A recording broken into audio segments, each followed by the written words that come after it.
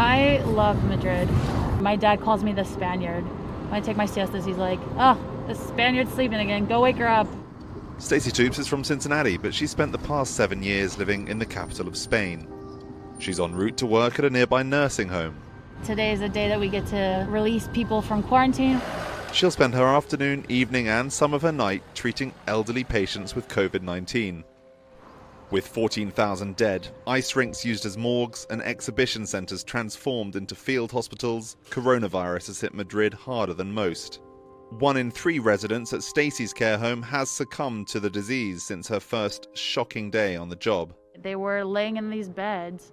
I don't want to say half dead, but it was definitely scary. But then the other part of me just clicked into action of, what do I need to do? How do I help?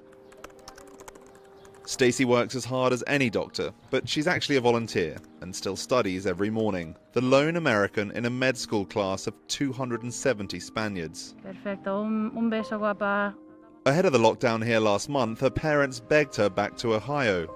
She insisted on staying in Spain and serving in the only way she knew how. My thoughts were never to go home. Even if I had the option, I wouldn't, especially knowing that I wanted to be able to help here because this is my passion, this is my career. I wouldn't run from it ever. She's one of hundreds of American students who chose to stay.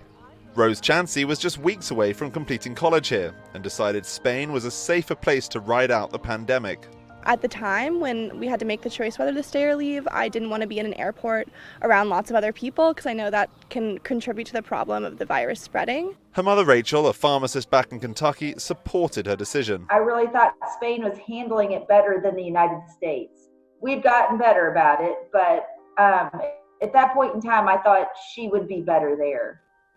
Rose may not get a graduation party, but she says she's learned important life lessons nonetheless. It's really reminded me that we're all part of a bigger whole here and that it's really not about me in this moment. While I can still feel sad, it's really about all of us getting through this. And for some Americans stuck in Spain, it's no longer us, just me. Vicky Rechtenwald has eaten her past 150 meals by herself after roommates left the small town in southern Spain where she's studying for her master's. But her Spanish has at least improved. Most of the neighbors that I can directly communicate with are wonderful. They ask me every day if I've eaten. There's a sense of solidarity and community, and we're all going to get through this together. As the country's lockdown begins to lift, albeit slowly, the friendships forged during this difficult time will surely outlast the virus itself.